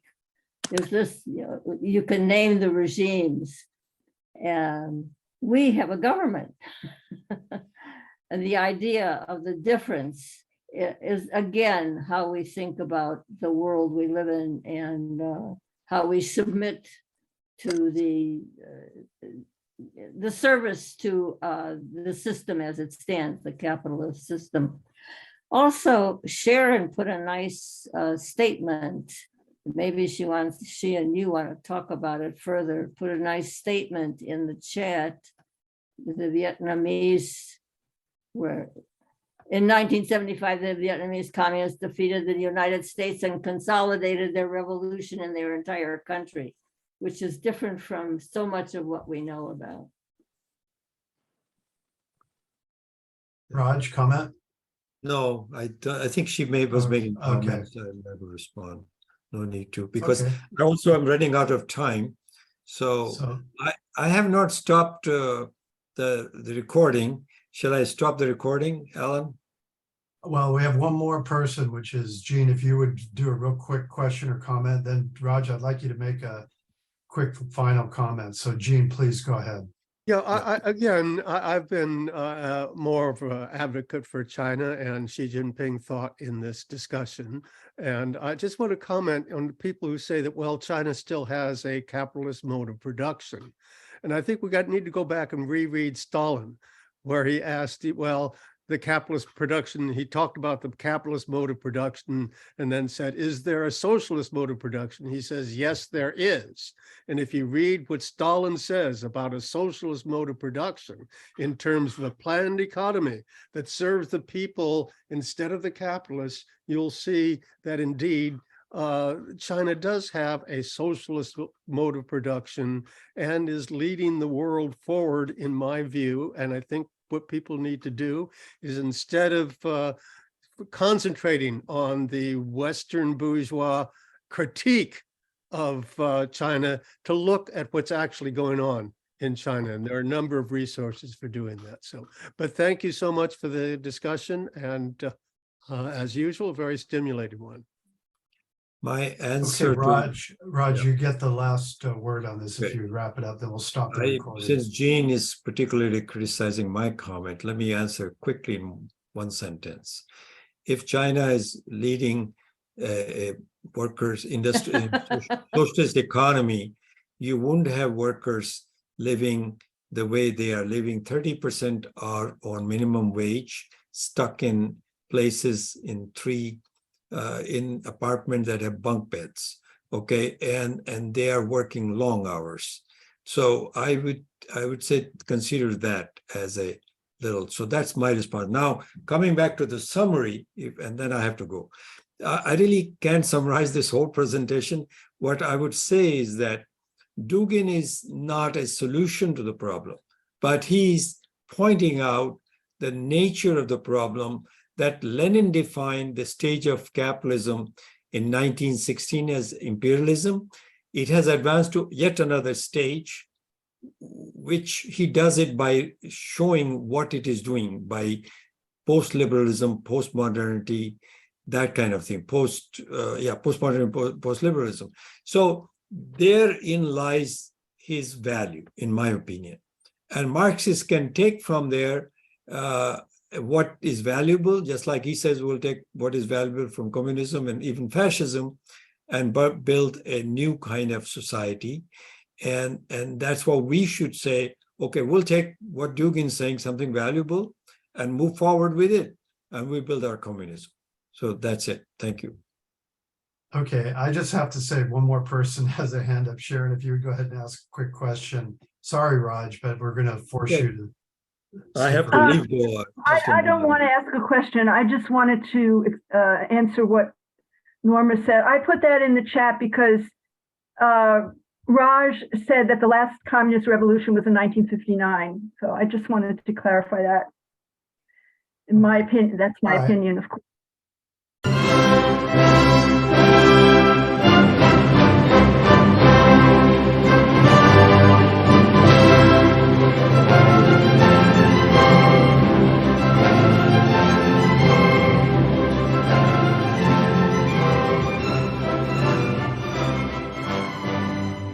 Institute for the Critical Study of Society at the Niebuhr Proctor Marxist Library receives no corporate funding, nor do we have any paid staff.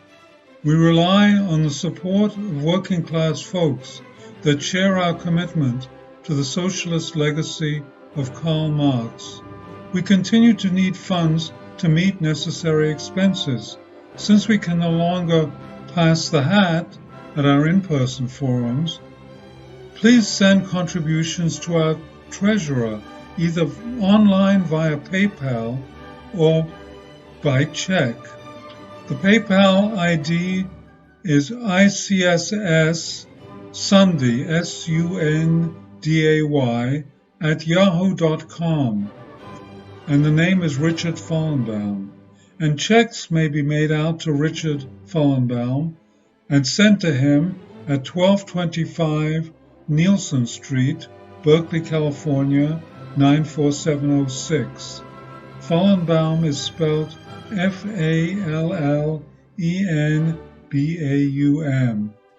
To donate directly to the Marxist Library, send a check to the Niebuhr Proctor Marxist Library at 6501 Telegraph Avenue, Oakland, California, 94609, or directly or donate online at www.paypal.me/npml.